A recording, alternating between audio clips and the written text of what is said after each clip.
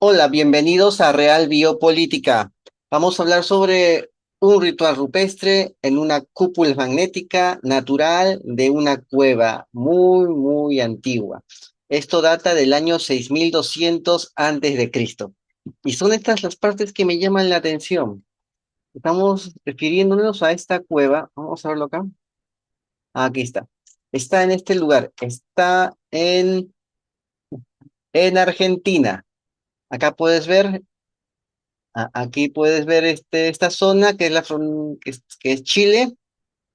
Ahí puedes ver esa línea que es la frontera con Chile de sur a norte. ¿Sí?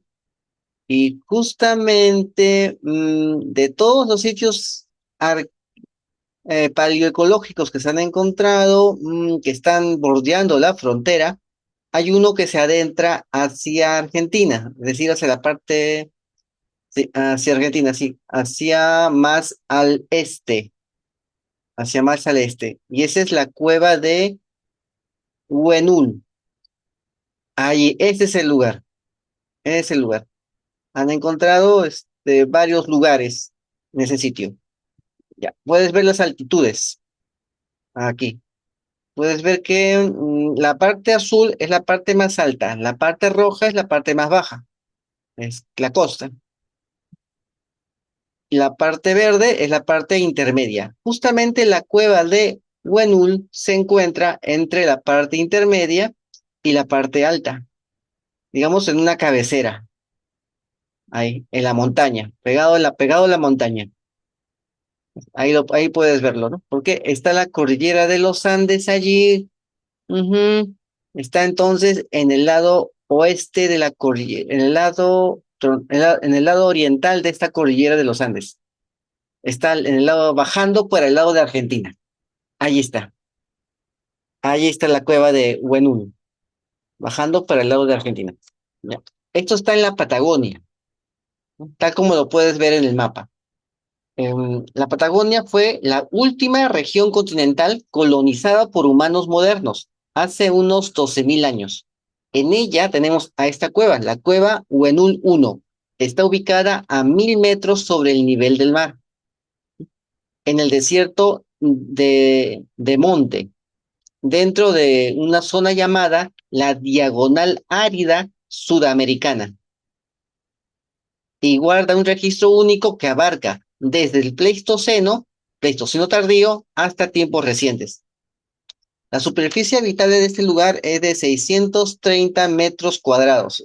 Sí, esa es la superficie de esta cueva, formada por unas rocas llamadas ignimbritas. Eso está en el fondo. O sea, el suelo, el piso es de un mineral llamado ignimbritas. No, no es una roca exactamente, es una especie de polvo. Eh, pero la roca está arriba. La roca está arriba. Es basalto. El techo es de basalto. Y el piso es de un polvillo, un polvillo pedrusco, ignimbritas. Esta cueva es excepcional en la región. O sea, es difícil encontrar una cueva así en este lugar, con esas características. Entonces, ¿por qué eligieron la cueva? O sea, ¿por qué se dieron cuenta que esta cueva era diferente a las demás? ¿Qué cosa había ahí? Y esa parte es lo que me llamó la atención. Es la parte del misterio aquí. Bueno, la cueva Huenul 1 es también una obra maestra de la geología, de la naturaleza. Su base, entonces, ya sabemos por qué está formado, por estas ignimbritas, rocas volcánicas generadas por la deposición y consolidación de flujos piroclásticos muy calientes, cargados de ceniza, pomes y fragmentos volcánicos. O sea, aquí hay unas piedritas con polvo que es de origen volcánico. Eso es el piso de la cueva, el piso de la cueva. Eh, es sobre estas ignimbritas donde se realizaron las pinturas rupestres. Sí. El techo, en cambio, está compuesto por basaltos. El basalto es una roca volcánica de grano fino, pero que está solidificada y solidificado. Es por la lava que hubo hace mucho tiempo, que se solidificó rápidamente a partir de lavas ricas en hierro y magnesio. Estos basaltos no solo actúan como cubierta natural de la cavidad, sino que también contienen minerales ferromagnéticos, como la magnetita y la ilmenita. Estos minerales son capaces de registrar el campo magnético terrestre. O sea, lo pueden hacer. O sea, estamos frente a un lugar ferromagnético. Esa era la cueva. Eso era algo muy especial en esta cueva. Y por eso llamó mucho la atención de los pobladores de este tiempo, hace mucho tiempo atrás. Y, y fue ocupada esa zona. O sea, le vieron algo especial a este lugar. Sí. Bueno, esta condición explica por qué en CH1, es decir, la cueva Huenul 1, y en otros sitios de la región se han detectado anomalías magnéticas. Son huellas que revelan estructuras ocultas y materiales con fuerte respuesta magnética. En términos simples, la cueva se originó por la erosión en el contacto entre la ignimbrita que está abajo y el basalto que está arriba, generando un espacio amplio y estable. Esa combinación geológica dio forma a la cavidad, favoreció la conservación excepcional de los pigmentos, que estás viéndolos acá, ¿sí? Acá puedes ver los pigmentos, y también de los materiales orgánicos, y aportó un componente magnético que hoy los arqueólogos pueden medir para reconstruir tanto la historia natural como la historia cultural del sitio. Acá te puedo mostrar, acá te muestro la cueva. Esto es todo lo que han encontrado. Bueno, van a encontrar más, pero ahí puedes ver la cueva. Ahí puedes ver el polvillo con piedras de pómez en el piso y el basalto en el techo. El, el basalto que compone el techo. Es una zona magnética. Qué coincidencia, ¿no? Para este tiempo que tengan zonas magnéticas donde hacer sus rituales. Me acuerdo que en Nieve Nieve hay una piedra Sarsen, que es un pueblo es uno de los primeros pueblos del Perú, del siglo XVI, Nieve Nieve, ahora es un pueblo fantasma, está en constante desaparición, desgraciadamente. Yo he estado ahí y justamente la capilla tiene rocas azules, azules, celestes, lo cual sería rocas Sarsens. Ya hemos hablado de eso cuando hablamos de Stonehenge. Y eso me llama la atención. Justamente ahí es donde hacían sus ritos y sus cultos, en esas rocas azules, en la capilla que estaba construida por rocas azules. Un poco extraño, ¿no? Y ahora, esta cueva donde hacían sus ritos también tiene una estructura que también es de roca, y esta es una roca magnética. O sea, ¿qué había con el magnetismo en estos tiempos que son tan distantes, ¿no? 6000 antes de Cristo, 6000, 7000 antes de Cristo y 1500 después de Cristo. Bueno, en el presente los humanos seguimos expuestos a estas fuerzas invisibles que condicionan nuestra vida cotidiana. ¿No? Una fuerza invisible es la antena 5G. No puedes ver la frecuencia, pero la frecuencia está ahí, porque irradian frecuencias que generan anomalías magnéticas en el entorno. Y los testimonios sobre los pinchazos, ¿m? El suero mágico, mostraron efectos en el cuerpo, objetos metálicos que se adherían a la piel, reacciones adversas cada vez más frecuentes conforme aumentaba la cantidad de pinchazos. Sabemos que no podemos hablar muy explícitamente porque nos censuran este canal. ¿Mm? ¿Sí? Eh, Coincidentemente, estos síntomas corresponden a los descritos como el síndrome de irradiación aguda, lo que refuerza la percepción de que estamos frente a un mismo fenómeno contemporáneo donde la tecnología y la biomedicina se entrelazan con consecuencias físicas aún no investigadas con la profundidad necesaria. ¿Mm? ¿Por qué? Porque si lo investigas vas a involucrar al poder de las corporaciones. Igual que en el Holoceno Medio, cuando las poblaciones de Patagonia enfrentaban sequías extremas y respondían con arte rupestre en esta cueva, en la cueva Huenul 1, hoy seguimos interpretando estas fuerzas invisibles como parte de un misterio que exige explicación y memoria colectiva. La diferencia es que los humanos actuales ya no pintan las paredes de las cuevas, responden consumiendo el material audiovisual que las corporaciones producen cómics, cine, series sobre pandemias, catástrofes. En vez de pigmentos rupestres, se nos ofrecen narrativas perdón, prefabricadas que moldean la percepción de la crisis. Así, el poder simbólico de Hollywood se apropia de la narrativa y la distribuye masivamente, controlando la imaginación colectiva y dirigiendo la manera en que las masas interpretan lo invisible.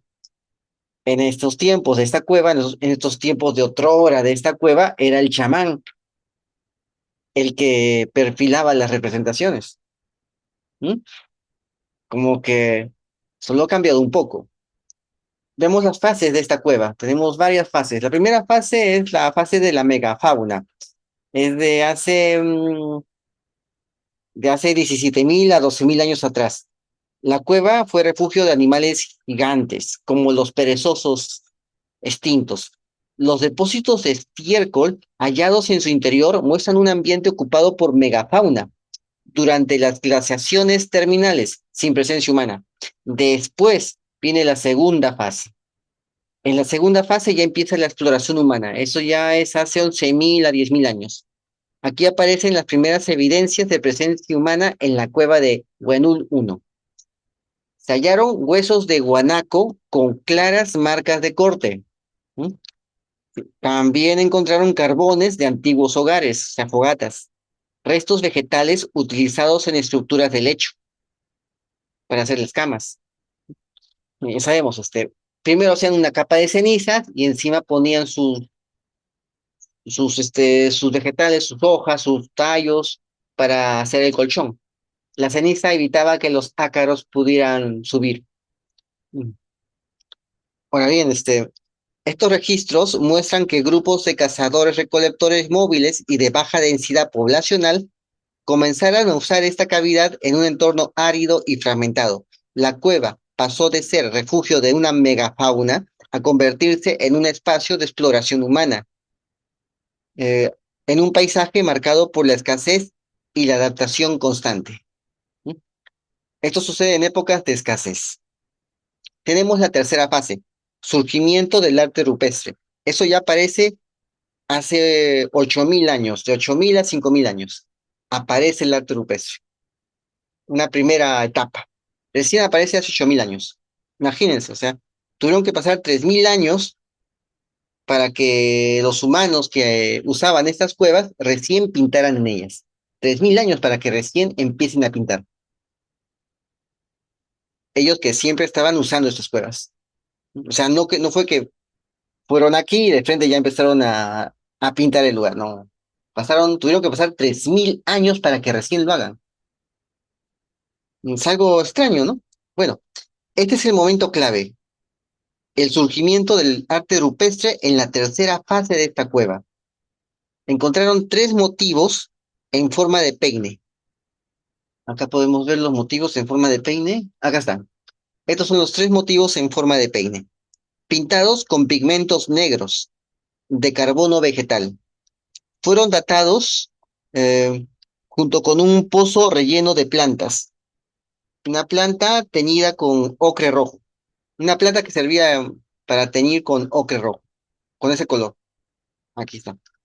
La cronología muestra un intervalo de 3.246 años.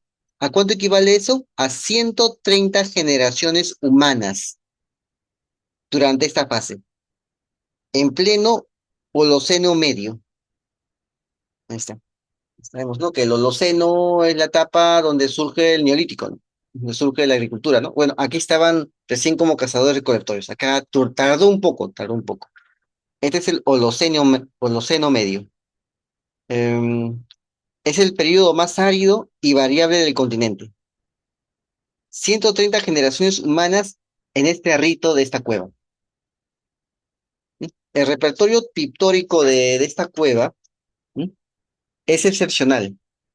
Han encontrado 895 eventos pictóricos agrupados en 446 motivos, con predominio de diseños geométricos rojos. ¿Sí? Está hecho con hematita. Sabemos que, ya hemos dicho, ¿no? Hematita es basalto, ¿no? Es basalto. Pero también hay motivos antropomorfos. Hay personas dibujadas acá, sí. Hay también animalitos, guanacos, choiques, hay composiciones en blanco, amarillo y negro. Se hallaron además artefactos artísticos portátiles, cuenchas de concas perforadas, huesos decorados y calabazas pirograbadas, o sea, grabadas en la tierra piroplástica, grabados ahí. Todo esto han encontrado. ¿Ves? Acá está. Vamos a ver lo que han encontrado. Acá está. Esto es lo que han encontrado. Vamos a ver. Acá está. Esto. Bueno, entonces todo esto han encontrado. Están las calabazas, los huesos, ¿m? Las cuentas de concha. ¿M? En este contexto de estasis demográfica y aridez extrema, el arte rupestre funcionó como una memoria colectiva visual. Es decir, servía para reforzar las redes sociales. No había Facebook, no había Instagram, no había nada. Estas eran las redes sociales. Y esta era la pantalla. Esta pared era la pantalla de esas redes sociales. Y había una persona que te presentaba las redes sociales y que te las explicaba en esta pantalla de esta cueva. ¿Mm? Y así se aseguraba la transmisión de información más allá de la tradición oral. O sea, la tradición oral también iba acompañada de este soporte material, este soporte pétreo, este soporte decorativo. ¿Mm? Eh, Así aseguraron que la transmisión vaya más allá de la transmisión del verbo. ¿No? ¿Por qué? Porque se ayudaban con esto, ¿no? Con estos dibujos. O sea, acá podemos ver este peine. Son tres rayas cortas, tres rayas cortas y tres rayas largas. Acá. Tres cortas, tres largas. Puede significar la mitad de un año. ¿No? 3 meses, ¿no? 3 meses de una estación, 3 meses la otra estación. Algo debe significar. Algo, quizás, esa es mi hipótesis. Puede significar eso. Entonces, este lugar se volvió un lugar clave, visitado por generación tras generación para sostener identidad y cohesión social. Tras el esplendor del arte rupestre en esta cueva, entra un largo interregno. Durante más de 3 milenios, la aridez extrema y la baja densidad reducen la intensidad de ocupación por la baja densidad poblacional. Comenzó a reducirse la población, comenzó a haber menos recursos, cada vez menos recursos, menos gente, y la ocupación se redujo. La ocupación de esta cueva se redujo. ¿No? La cueva se mantiene, aún así, como espacio simbólico, visitado de manera intermitente, o sea, en una especie de lugar de peregrinación, de ritual. Ya no vivieron ahí, o sea, tuvieron que, de vez en cuando iban a la cueva. Ya no era muy concurrido, pero igual se seguían acordando de la cueva. Pero no era el lugar de la vida cotidiana de esta tribu. Solo en el Holoceno tardío, hace unos 2000 años, tuvieron que pasar de ahí 2000 años para que CH1, la cueva de Huenuel 1, vuelva a ser ocupada otra vez de forma efectiva, esta vez con procesamiento de fauna y talla lítica, en continuidad con otros sitios como la cueva de Yagi. Tuvieron que pasar 2000 años para que otra vez la gente vuelva ahí a hacer sus actividades profanas, materiales. Pues sí, ahí. O sea, aquí pasó algo. ¿Mm? Aquí pasó algo. Bueno, entonces pasa eso, la gente vuelve otra vez a ocupar el lugar, ya no solamente como una especie de ritual, ¿no? como una, con un uso ritual, sino que también ocupan el lugar, comienzan ahí a hacer su vida diaria, y viene la cuarta fase, que es la ocupación humana efectiva. Eso es en los últimos 2000 años, o sea, a inicios de la era cristiana por ahí. Las excavaciones muestran ocupaciones más intensas, con procesamiento sistemático de fauna y actividades de talla lítica. En este periodo, otros sitios cercanos como Cueva Yagi presentan incluso cerámica y una mayor intensidad ocupacional, lo que refleja un cambio en las dinámicas de asentamiento y subsistencia. La cueva vuelve a ser un espacio de vida cotidiana, pero conserva su carácter simbólico, un lugar donde la práctica diaria se entrelaza con la memoria cultural acumulada durante milenios.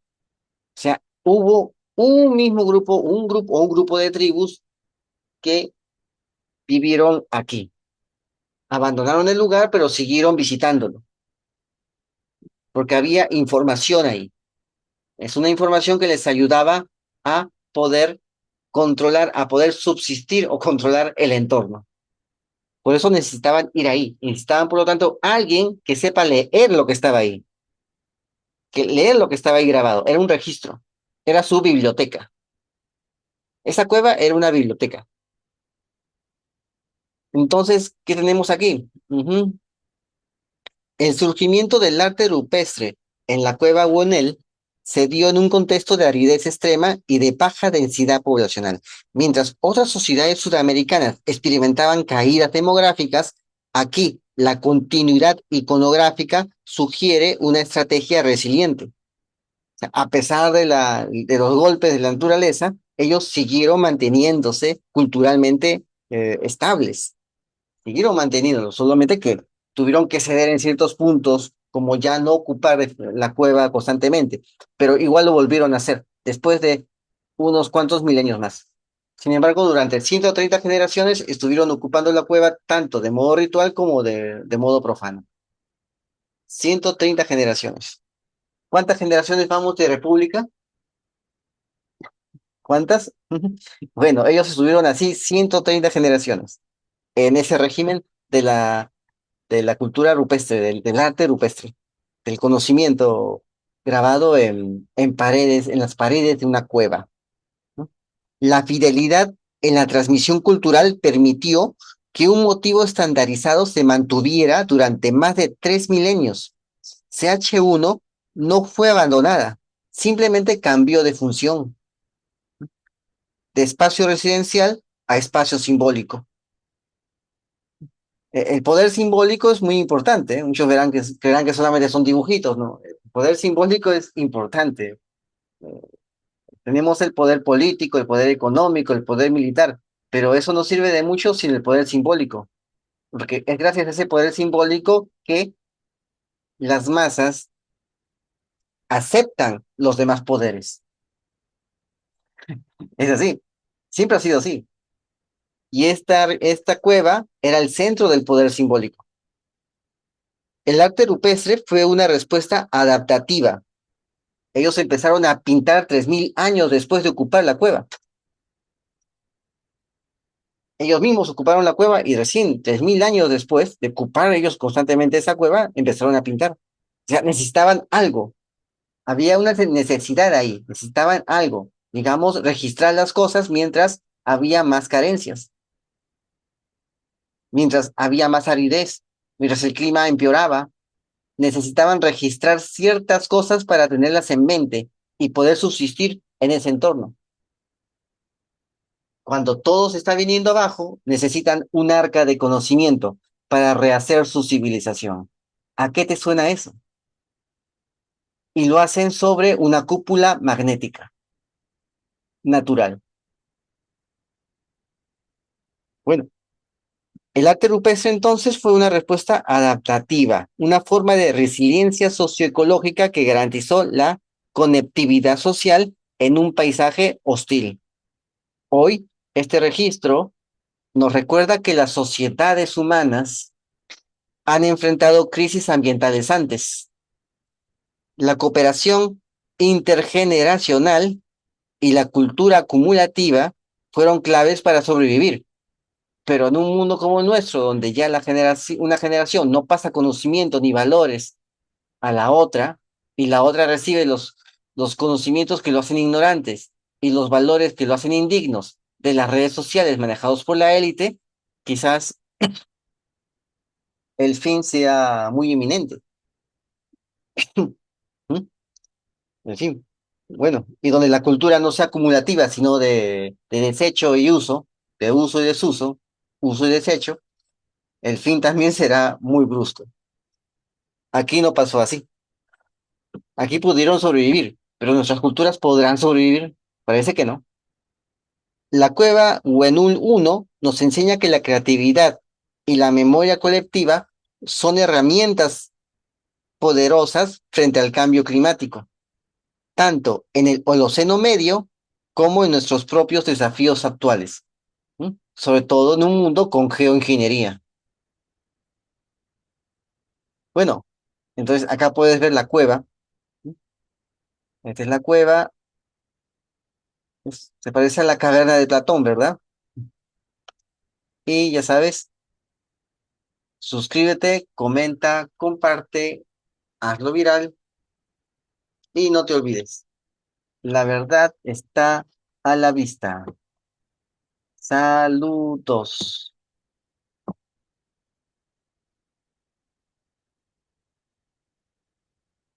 No te olvides de compartir y de colaborar con el canal. ¿M? Así que nos vemos. Ya cierro.